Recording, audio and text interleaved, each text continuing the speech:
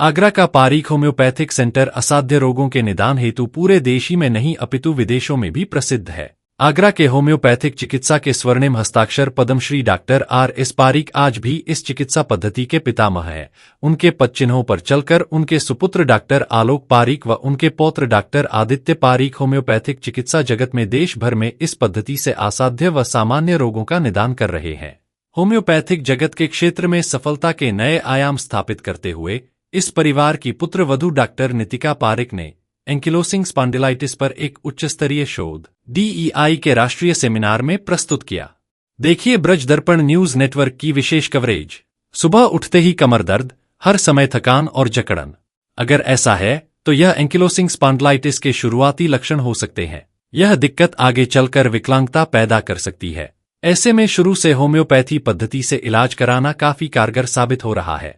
एक शोध के जरिए यह साबित किया गया है।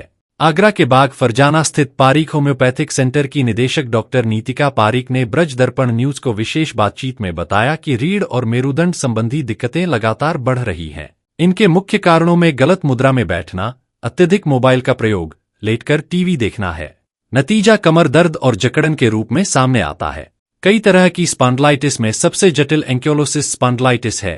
यह वंशानुगत बीमारी लाइलाज मानी जाती है और कुबड़ापन भी पैदा कर सकती है। डॉक्टर नीतिका ने ब्रजदर्पण न्यूज को आगे बताया कि अक्सर इसके मरीजों को दशकों तक दर्द निवारक पेन किलर लेना पड़ता है, जिससे उनके गुर्दे खराब होने का खतरा रहता है। इसके अलावा नई एंटी-TNF थेरेपी फायदेमंद तो है, लेकिन यह शरीर में दबी टीबी को फैला सकती है। डॉक्टर निकिता के शोध में उन्होंने इस जटिल रोग में होम्योपैथी पद्धति का परीक्षण किया है। इसके लिए ब्रिटेन के बाथ में स्थापित विश्वविद्यालय के इंडेक्स को मानक बनाकर मरीजों पर होने वाले असर का विश्लेषण किया गया, जिसमें यह उपचार पद्धति बहुत प्रभावशाली पाई गई। इस शोध का प्रकाशन इटली में हुआ है। हाल में ही दयालबाग एजुकेशनल इंस्टीट्यूट DEI की राष्ट्रीय सेमिनार में डॉक्टर नीतिका ने अपने शोध को कीनोट वक्ता के रूप में प्रस्तुत किया। इसके लिए उन्हें सम्मानित किया गया है। ब्रजदर्पण न्यूज नेटवर्क के माध्यम से डॉक्टर निकिता ने इस बीमारी के संबंध में अपने विचार व्यक्त किए। मैं doctor Nitika Pareek, I am paediatrician in Pareek homoeopathic centre. Specialization I have done in pediatrician. But if you see, I deal with mostly all the patients, but as I am being specialized in pediatrics, तो वो cases अलग देखे जाते हैं। इस field में होते हुए इसके ऊपर एंकाइलोजिंग स्पॉन्डिलाइटिस पे हमने एक वर्कशॉप के दौरान एक केस प्रेजेंट किया था। इस वर्कशॉप में यूजुअली हमने क्या देखा था कि अपने सेंटर पे जितने पेशेंट्स आते हैं तो उसमें से पेशेंट्स तो काफी थे, बट उनके सिम्टम्स के बेसिस पर हमने 20 पेशेंट्स का चयन किया। उसमें हमने उनके सिम्टम्स देखकर उसमें क्या क्या उनके लक्षण होते हैं उनकी जांचें करा के उस बेसिस पे एंकाइलोजिंग स्पॉन्डिलाइटिस पे जो केस प्रस्तुति करी थी उसमें कैसे कैसे लाइफस्टाइल मॉडिफिकेशंस की वजह से हम पेशेंट की daily day to day activities के बारे में बता के कि क्या क्या वो चेंजेस कर सकते हैं, and also with the help of medication हमने इस वर्कशॉप में एंकाइलोजिंग स्पॉन्डिलाइटिस का मैनेजमेंट बताया था विद प्रिस्क्रिप्शंस। देखिए, इसमें वैसे तो देखा जाए ये जेनेटिक डिसऑर्डर है।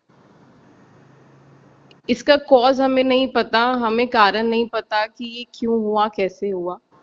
Research is still going on. पर अगर इस डिजीज का प्रॉपर टाइमली मैनेजमेंट ना किया जाए तो इसमें कॉम्प्लिकेशंस काफी होने लगते हैं कि मतलब आपकी पूरी रीढ़ की हड्डी, स्पाइन का जो है फ्यूजन होने लगता है। होम्योपैथी ऐसा नहीं है कि ये बहुत स्लो एक्टिंग है, नहीं। इसमें सिम्टम्स के बेसिस पे जब पूरी तरीके से इंडिविजुअलाइजेशन की जाए और प्रॉपर स्केलिंग के थ्रू जब हम सिम्टम्स लेते हैं पेशेंट से तो ट्रीटमेंट से बहुत अच्छा इम्प्रूवमेंट आता है। बेसिकली रोकथाम की जाती है। मैं सभी जनता से यही बोलना चाहूंगी ब्रज दर्पण न्यूज के माध्यम से कि किसी भी तरीके का डाउट ना रखें। ये ना सोचें कि इस फील्ड, इस थेरेपी से इस मेडिसिन, डिजीज का ट्रीटमेंट नहीं हो सकता। बिल्कुल ट्रीटमेंट है, अगर हम इसको टाइमली अपने नियर बाय किसी भी होम्योपैथिक फिजिशियन से मिलें तो। ब्रज दर्पण न्यूज नेटवर्क परिवार डॉक्टर नितिका पारिक को इस महत्वपूर्ण उपलब्धि पर हार्दिक बधाई प्रेषित करता है।